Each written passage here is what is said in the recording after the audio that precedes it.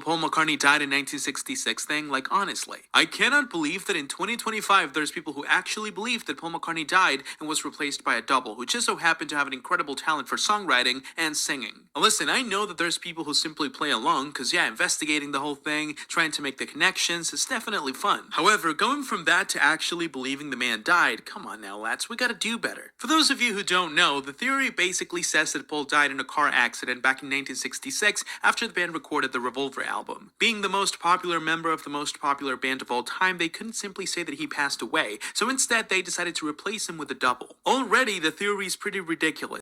Remember, from the 1940s to 1970s, the United States government had a project because they thought that the Soviets were developing mind control devices, so they began doing a program that developed drugs for mind control. Paul McCartney has one of the most recognizable voices in the history of music, and he has quite a peculiar face. You can't simply find a double that happens to be the same age. They didn't find a double the same age. Actually, his double was around 4 years older than him.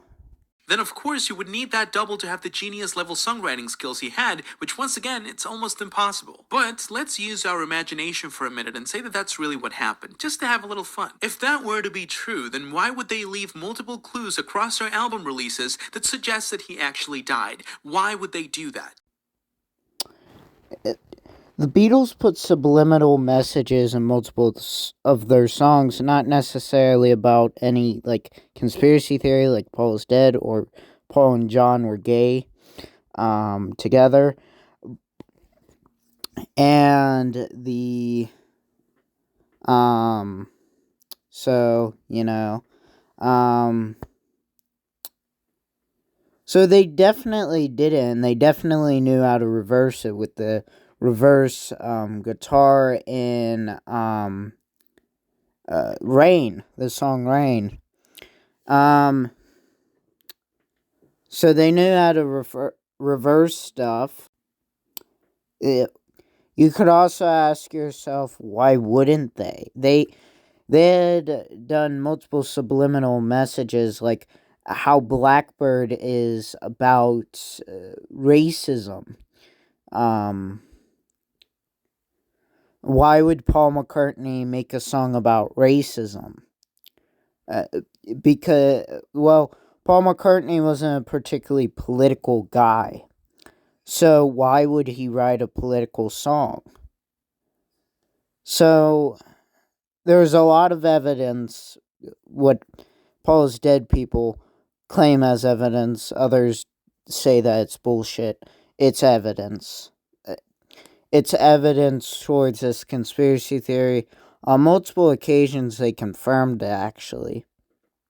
And there's way too many coincidences for it not to be the conspiracy theory that Paul is dead. For Paul not to be dead. It's too many coincidences for him not to be dead. There are too many coincidences when people bring up Paul's dead and say, hey, here's evidence. And they say like stuff like the Black Flower and Magical Mystery Tour on him was a coincidence. They ran out of flowers, but Paul's seen carrying a bouquet of flowers. It's a coincidence, No one really knows what happened there. And that's why we got Paul's dead as a conspiracy theory.